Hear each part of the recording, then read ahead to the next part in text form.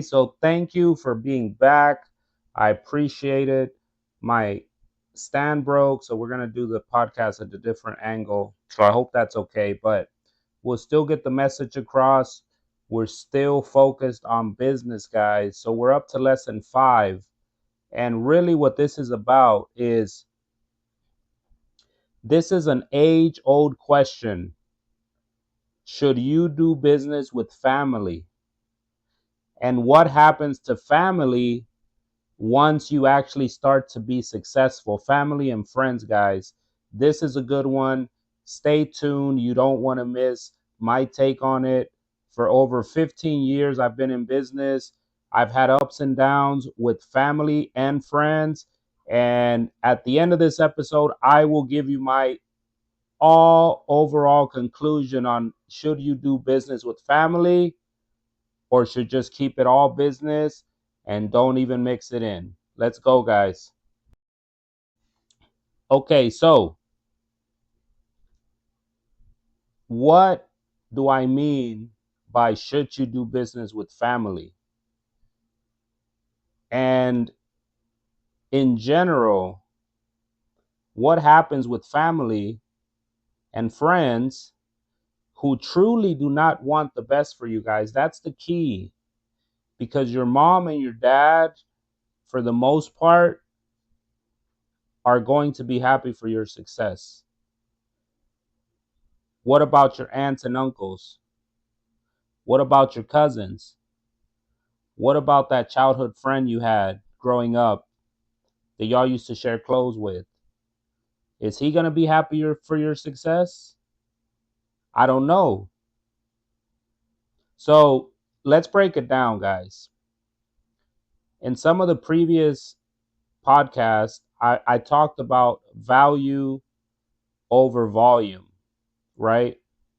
So let me ask you, when somebody that you know thinks about using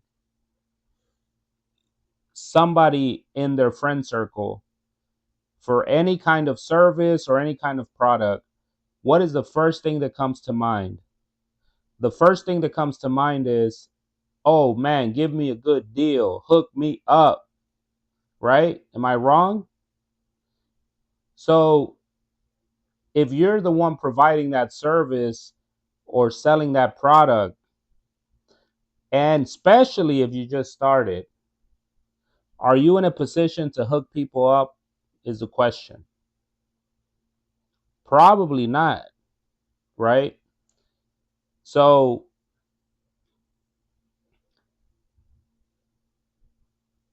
let's take it back a step, right? Let's assume you're an established business owner, right? So as an established business owner, you already went through the ups and downs of business. So you might already have systems in place, you might already have a pricing budget or a pricing database where you know X product or X service costs X amount of money, right? So then your friend comes along, y'all been friends since y'all were in elementary school. He's your best man at the wedding. And now he needs that same service you're providing that he probably already shopped around. And he already realized, oh shit, this is probably more than I expected, right? So let me call my friend who he's in the industry, right? He can hook it up. So he calls you and he tells you, hey, man, I need this done, or hey, man, I need this kind of vehicle, man, but and I know the markup, right? I know the markup, and I know you could get a better deal, man. You work in the industry, hey, you do it every day, and your gut feeling is telling you to not do the deal, right? Your gut feeling is telling you this is not going to work out, and what do? You go ahead and do it. And what do you get? Disaster, guys. Because you're not going to put attention to detail to the job because you already have a lot of things going on, probably, right? You're probably not making a profit, or you're making a cut on your profit because you're trying to help out a friend. But what happens in reality is you're not helping him out or yourself out. What you're doing is you're ruining the relationship. That's what happens, guys. That's what happens. So, what ends up happening is your friend starts to question what is it that you're actually doing, because he's not happy with the service, right? So he's wondering now if you're even good at what you tell people you're doing, because you didn't provide the service that he expected, because you didn't charge him what you were expecting to charge another customer. So it's a lose-lose situation, guys. A lot of times that customer that is your friend, if he was not your friend, you would probably not even look his way, right? He might have a $10,000 budget and he might want a $20,000 thing. You know, he might want to buy a luxury vehicle with a regular vehicle sedan price. And now you're over here trying to make the numbers work and they're not working, but yet he's expecting you to do something for him like you owe him a favor, right? And this is not just friends, it goes for family as well. So it's a lose-lose situation, guys. Do not fall into that trap. Do not do it. Because what happens is, in a perfect world, guys, and I've had this happen. In a perfect world, you mentally ignore the fact that he's your friend and you simply give him a price for the service or product you provide in your business. And in a perfect world, he accepts it. It's the same concept when you loan people money. They're very appreciative of when you loan it to them, but they're not appreciative when you ask for it back, right? And they're almost offended by you asking for something that belongs to you. So, for that reason alone, guys, doing business with friends and family is very tricky. And I would say it could cost you years relationship. Now, you might think I'm crazy. It's happened to me. And, you're going to learn. But I'm telling you guys, if you remember my words, it's best to keep that respect, to keep that relationship at a mutual line by not mixing family and business and friends, right? So I could be wrong. I would say that 10 out of 12 deals that I've done with friends and family have been bad experiences, and a couple have been good experiences. So you're looking at, less than a 10% or a 10% good experience ratio. So do not assume that friend that you have grown up with will not hold resentment if you give him a market price, because in their mind, if you're going to charge them the same price as Joe next door, well, then why am I going to you? Why are we friends, right? So it's the world. It's the law of the world, guys. That's just what it is. You know, A lot of people that are not in business do not understand business. Therefore, they do not respect the business. They still think it's good old Joe or Joey. And hey, well, you got it right there, man. Let me have it, right? You got it right there. Let me hold it. But that's not how it works, guys. We know that, right? We understand that. So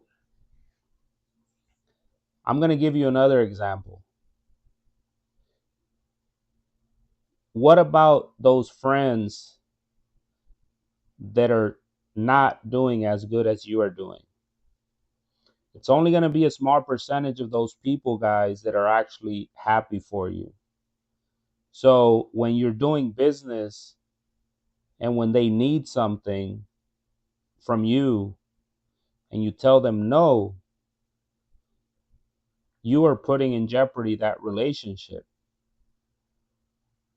And a lot of times when they're asking for something like a service or like a business product, they're essentially subconsciously testing you to see if you will do something for them. And that goes for family and friends. I'm not separating the two because in some cases, family and friends are stronger than family, right? Some people consider their friends their family and their family their enemies. So I'm going to put those two together. But over the years, guys, I've lost friends for trying to help them out. And that's just what the sad truth of it is. And doing business with family also means do not hire family. Do not hire family, guys. It's just not worth it. I've I'm in a special situation with family because I feel that my family is very, very united. And I'm talking about my immediate family, right? But I know my distant family is not. And you will determine how united your family is, guys. But keep in mind, when you decide to hire family and bring them onto the organization, you're also bringing another layer of stress to your life because now you're responsible for their livelihood.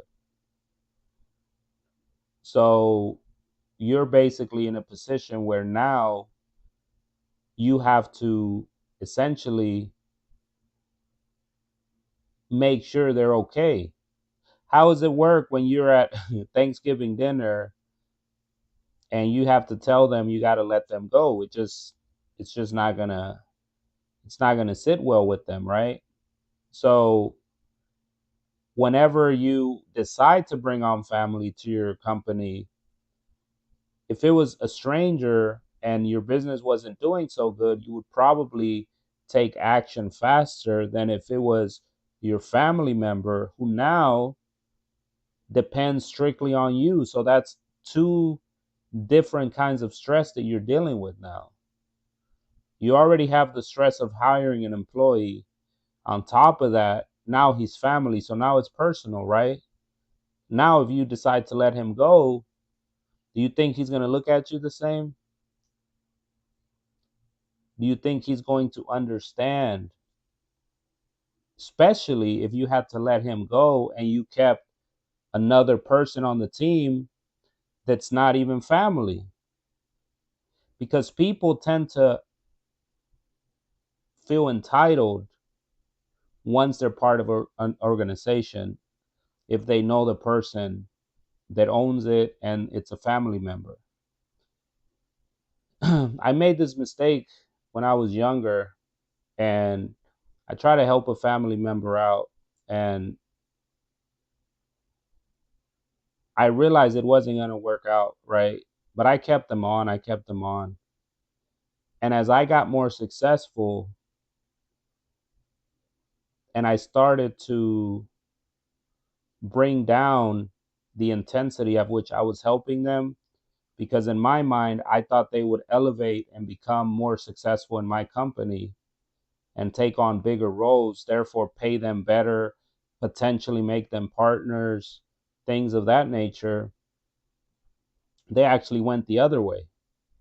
They started to assume because we were family, it was all gravy. I don't have to put in the extra effort because, hey, he'll take care of me. That's my cousin. That's my family, right? So then, as somebody that's smart, I'm not gonna keep somebody around just because they're family. Because I know I've been blessed to separate the two. If it's business, it's business. If it's family, it's family, and we can have a great time. We can hang out and barbecue. We could talk the shits. But guess what? If it's business, it's business, right? So I'm not gonna mix the two. If I owe you something, I'm gonna pay you. If you owe me something, pay me. But some people don't have those principles, unfortunately. So then you have a situation where you have to take executive decisions, guys. And do you really want to be in that position to fire your first blood cousin or fire your brother or your sister? Because now it's personal. They don't understand. They're employees. They don't know what it takes to run a company. They don't know what it takes to raise something and create something from nothing, right? So what I mean by that is you don't want that kind of stress in your life, especially if you're just starting off. Especially if you're just starting off, because now you're in a position where you jeopardize both your company, the success of your company, and you jeopardize that relationship with that certain individual. And it's a cold world, guys, because business owners don't win. They don't win in the perspective of people, in the perceived perspective of individuals, right? So if you're a successful business owner and you're doing great, guess what people say? Oh man, he's too good for us. Oh yeah, you big shot, Mr. Big Shot, right? Mr. Big Shot. And if you're doing bad, what do they say? Oh, look, man, look at him. Look at him with his little business. Look at him with his little business. Oh man, I'm better off working a 9 to 5. You never have any money. You're working more than me and you're broke. So don't try to please people, guys. That's the dumbest thing you can do, is try to please people, because people cannot be pleased. Your kids will be happy for you. Your wife, if she loves you, she'll be happy for you. Your mom. But other than that, guys, even parents, even fathers get envious of their success, of the success of their kids. It's sad, but it's true. So all I'm saying is we have to understand that there's never a definitive yes or no when it comes to family. But in my experience and my humble advice would be, do not hire family. It's just not a good idea. You do what you want with that. If you think you're just, there's just no, and also, guys, let me make this last point. Some people hire family because they want to take advantage of family members and not pay them or use their labor or their resources to better themselves. Don't do that either, right? We don't want to do that. You have to be honest, guys. You have to do business right. So if you're hiring family for the wrong reasons, that's also not good, because at the end of the day, it's going to come back and hurt you. right? So to summarize, I personally would not hire family. If I could do it all over again, I would not. There's some family members that are deep in my organization that I love, that I trust, that I have no problems with, and I've been blessed to be in that position. But I could also see it go very wrong. Now, friends, I would not do business with friends. I've lost good friends because of everything I talked about. So keep that in mind when you're starting your business. Remember, I'm here. I want to promote business. I want to motivate people. And that's the only purpose I have, guys. I'm not trying to sell you anything. I just want to make sure that everybody that watches this, eventually I get a following and people start to listen to what I'm saying. So thank you and peace out.